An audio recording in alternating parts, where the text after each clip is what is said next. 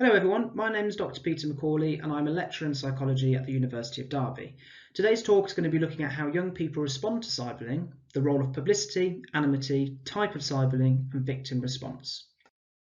So Bryson Fraser conducted a set of 18 focus groups of young people aged 9 to 19 in the UK, exploring young people's perceptions and experiences of cyberbullying. And while young people perceive cyberbullying to be a serious problem, they also recognise that cyberbullying is normalised in society and embedded with online social interactions. And despite being recognised as a serious problem, cyberbullying often goes unreported by victims due to a fear of disclosure. And so one aspect of cyberbullying that merits closer attention is the role of peers or bystanders observing the incident online. And bystanders in cyberbullying are those who are present or actively witness a victim being bullied online. And due to the anonymous nature and capacity in the online environment, it is possible to have numerous bystanders present at any. So perceived severity has been implicated for how young people respond as a bystander based on the perception on the potential or practical harm.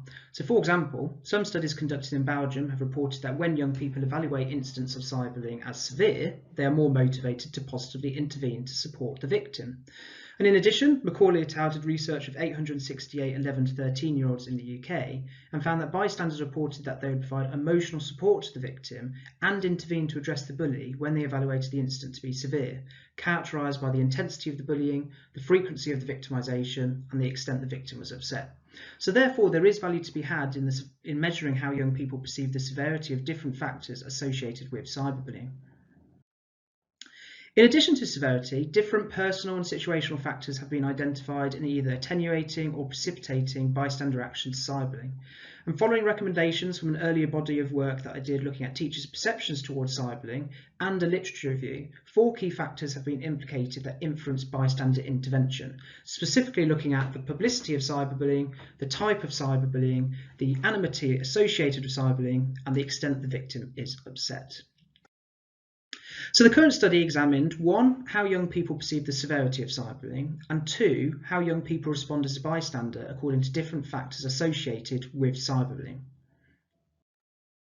So a total of 1,438 participants were recruited from 2 secondary schools and 1 college in England in the United Kingdom.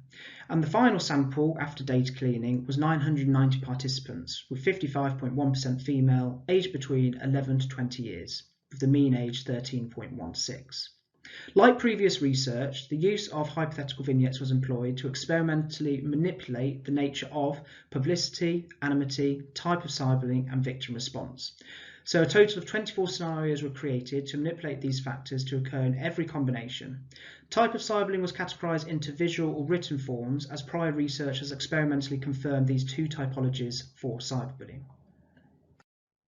So table 1 here shows the levels of each factor and the associated phrase used when it was present. And as there was a number of scenarios presented to young people who may misinterpret how the scenarios differentiate, the phrase used to dissipate the presence of each factor was highlighted to avoid misinterpretation or confusion. So as you can see, publicity was broken down into public, semi-public and private, anonymity broken down into anonymous and not anonymous, type of incident broken down into written, verbal and visual, and victim response broken down into 2 levels, upset and not upset. So after each scenario, participants were asked to complete 2 items, one pertaining to the perceived severity of the scenario and the other measuring participants' response to each scenario. Item 1 read, please rate how severe you deem this incident to be. And item 2 read, if this came to your attention, how likely would you do the following?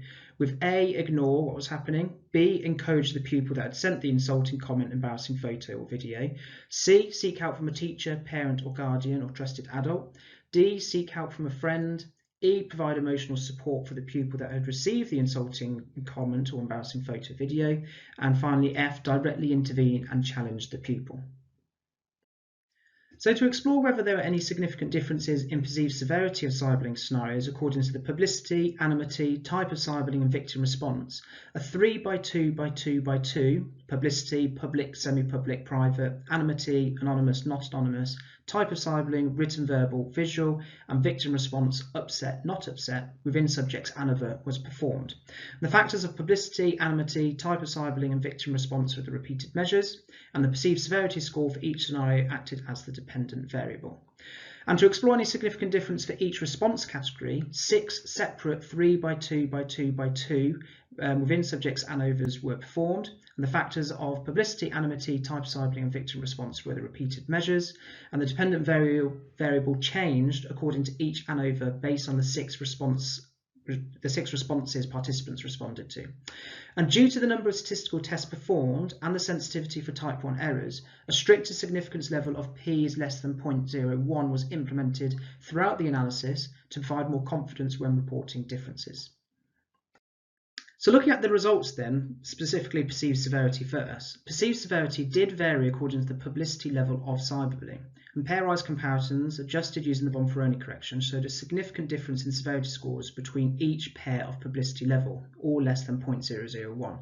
So severity scores were greater for public than semi-public and private instance of cyberbullying. The results also indicate that the level of severity was higher when the bully was anonymous than when the identity of the bully was known to the victim. And results indicated no support for the type of cyberbullying, as perceived severity did not differ between visual and verbal types of cyberbullying, but perceived severity did vary according to victim response. Specifically, perceived severity increased when the victim was upset than if the victim was not upset. There was a significant two-way interaction between publicity and victim response on perceived severity of cyberbullying, and the interaction showed that public instances of cyberbullying where the victim is upset are perceived more severe than semi-public and private instances, and all levels of publicity were regarded less severe when the victim was not upset compared to being upset. So looking at the likelihood to ignore the situation, likelihood to ignore the situation did vary as a function of publicity and victim response. So ignore scores were lower for public than semi-public and private instances of cyberbullying, although ignore scores were similar between semi-public and private cyberbullying. For victim response, contrast revealed that ignore scores were greater when the victim was not upset than if the victim was upset. And for higher order effects, there was a significant two-way interaction between publicity and victim response for likelihood to ignore the situation. And the interaction shows that across all levels of publicity, young people are more likely to ignore what was happening when the victim was not upset compared to when the victim was upset. So looking at encouraging the bully, likelihood to encourage the bully varied as a function of victim response. So the contrast revealed that encouraged scores were greater when the victim was not upset than if the victim was upset. And there was no significant higher order effects in relation to encouraging the bully. Now looking at likelihood to seek adult help. So likelihood to seek adult help varied as a function of publicity, anonymity and victim response. So seeking help from an adult to help the victim was higher in public cyberbullying scenarios than semi-public or private instance, but seeking adult help did not significantly differ between semi-public and private instance. For anonymity, seek help from an adult to help the victim was greater when the bully was anonymous compared to when the bully was not anonymous. And for victim response, contrast revealed that seeking adult help was greater when the victim was upset than if the victim was not upset. And for higher order effects, there was a significant two-way interaction between anonymity and victim response for likelihood to seek adult help. And the interaction shows that young people are more likely to seek adult help when the bully is anonymous and the victim is upset. And the anonymity of the bully is more important in determining when young people seek adult help when the victim is not upset. So now looking at likelihood to seek help from a friend. So likelihood to seek help from a friend varied as a function of publicity, anonymity, type of cyberbullying and victim response. So seeking help from a friend to help the victim was higher in public cyberbullying scenarios than semi-public or private instance. For anonymity, contrast revealed likelihood to seek help from a friend was greater than when the bully was anonymous compared to when the bully was not anonymous. And for type of cyberbullying, likelihood to seek help from a friend for the victim was greater for written verbal than visual types of cyberbullying. And then for victim response, contrast revealed that seeking help from a friend was greater when the victim was upset than if the victim was not upset. And there was no significant higher order effects here. Now looking at likelihood to provide emotional support to help the victim. So likelihood to provide emotional support for the victim varied as a function of publicity, anonymity and victim response. So providing emotional support for the victim was higher in public cyberbullying scenarios than semi-public or private instance, with the latter two prompting similar responses. For anonymity, likelihood to provide emotional support for the victim was greater when the bully was anonymous compared to when the bully was not anonymous. And for victim response, contrast revealed that emotional support was greater when the victim was upset than if the victim was not upset.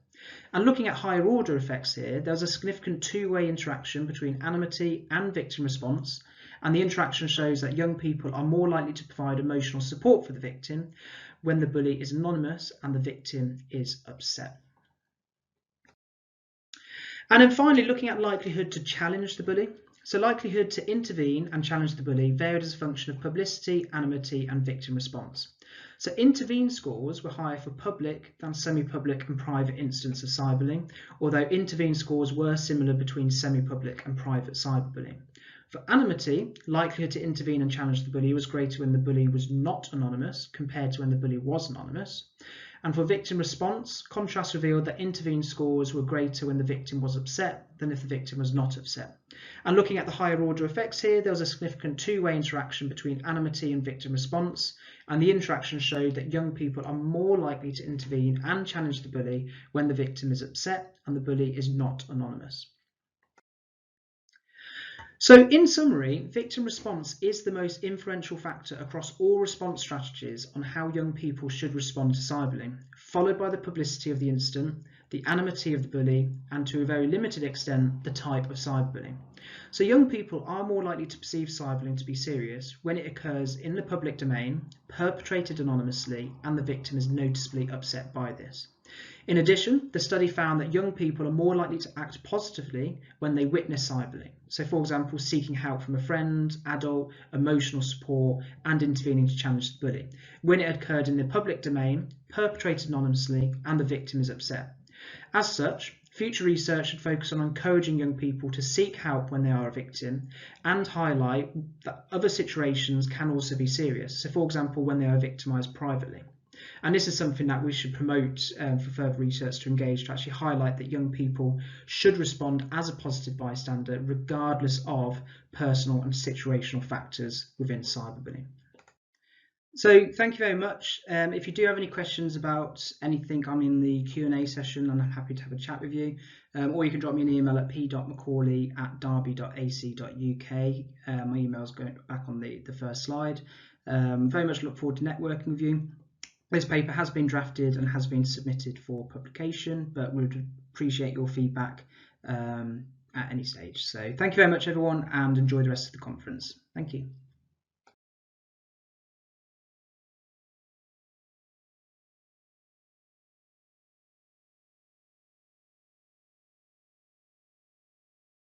Hello, my name is Helena Louhela, and I'm a postdoctoral researcher in gender studies, University of Oulu in Finland.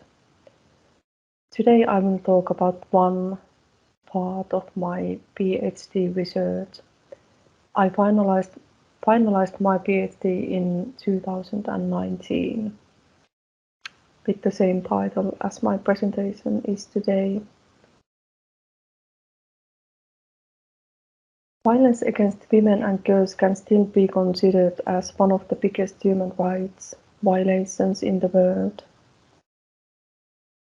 In this article, the focus is sexual violence, which has a long history of being identified as one form of violence against women and girls.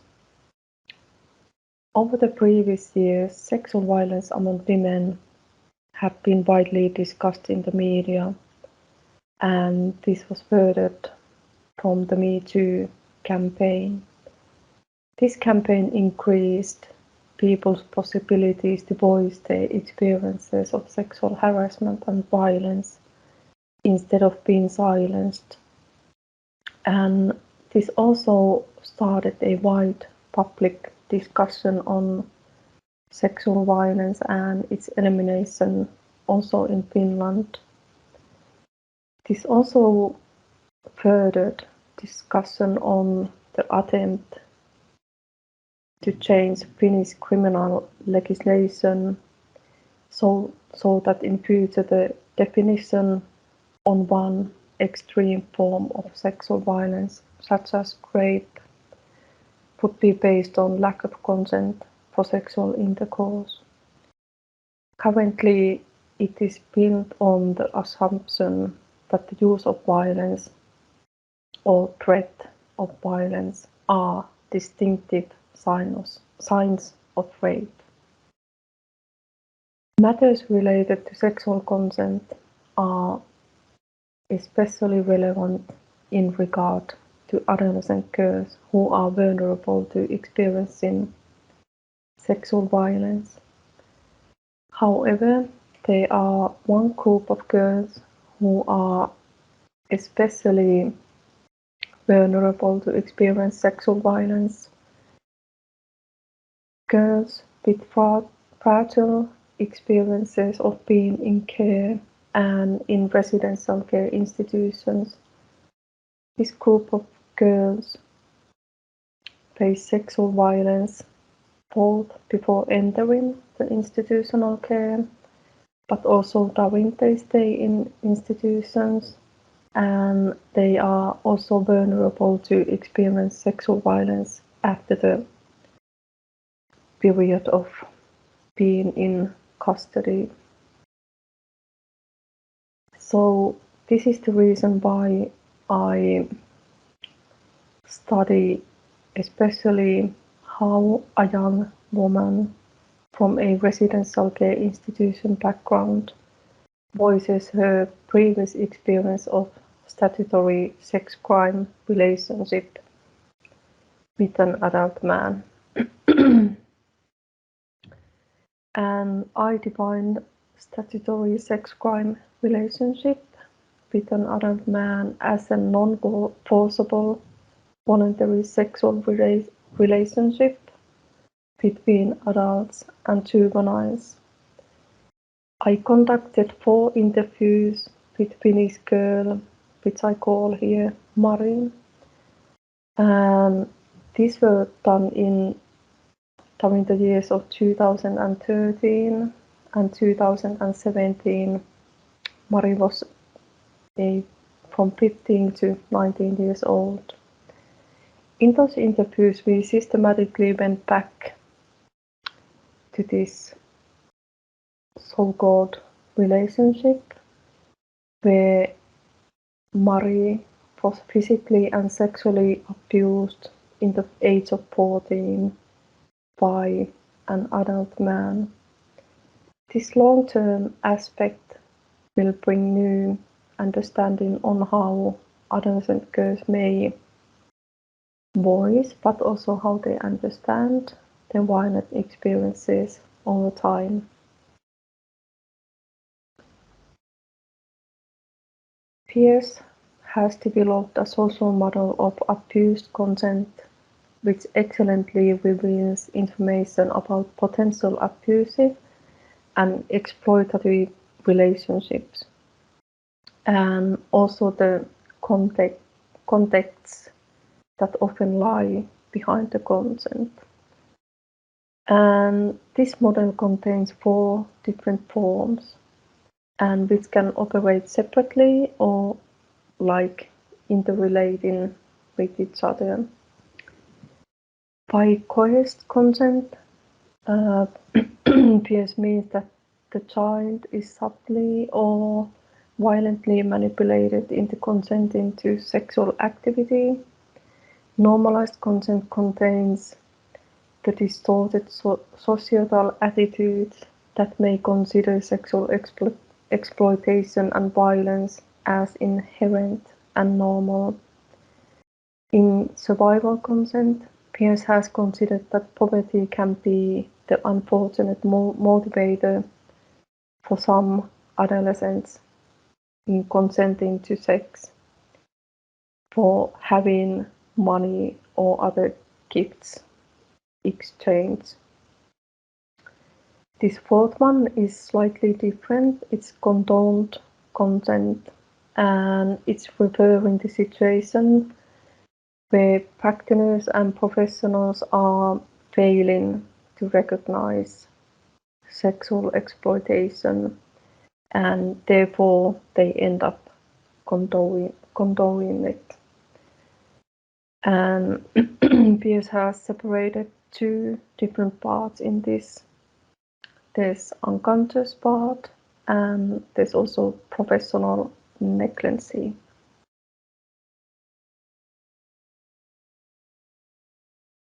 In this paper, I chose to use an analysis method inspired by the listening guide by Carol Gilligan in order to find different contextual layers and situated voices from the girl's story.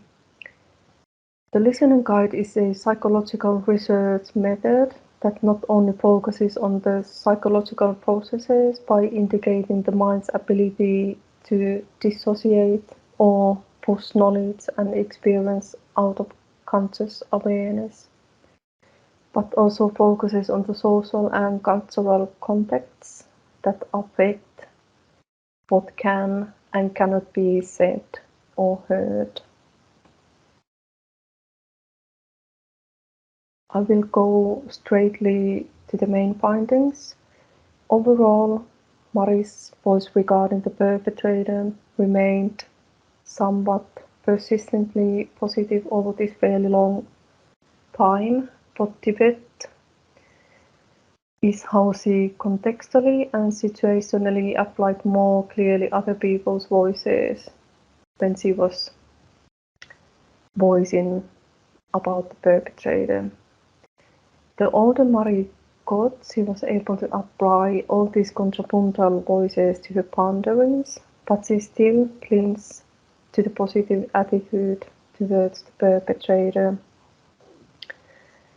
She acknowledges that according to law, she has been mistreated and abused, but she still does not consider herself as having mistreated, nor that anything shocking has occurred because she had been consenting for everything. One theme that consistently arose from the girl's voicing was the impression of being cared for by the perpetrator, and in light of this knowledge, this arises from the notion that the impression on feelings of being cared for clearly interrelate with the interpretation of what is named and recognized as violence, but also with how severe the experienced violence is voiced, even a long time after the violence has occurred. This reluctance to acknowledge the mistreatment resulting from the impression of being cared for can even be considered as an illusional form of care. Being noticed and getting attention by somebody clearly influences how the consent is understood and voiced, especially when having multiple vulnerabilities and inconsistent caring experiences in previously. So, in my PhD, I suggested this abusive illusion of care to be included in Peirce's social model of abused consent. And all these suggestions are marked in gray color in this figure. And please note that Peirce's abusive condoned consent is not presented here, as the perspective of professionals was not my research focus. And also in this model, I wanted to suggest that it could be useful from the perspective from the recovery process of adolescents to consider sexual consent as an ongoing and proceeding negotiation which takes into account the situational and contextual aspects. This could enhance the process of finding one's own voice, enabling the adolescents to verbalize the experience. This voicing would potentially be different depending on the current knowledge, situation, and living context of the adolescents.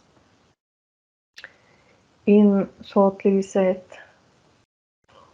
when awareness is widened it is more easier to recognize that yes, I have been abused previously, even in that moment that knowledge wasn't present and it wasn't able to recognize that.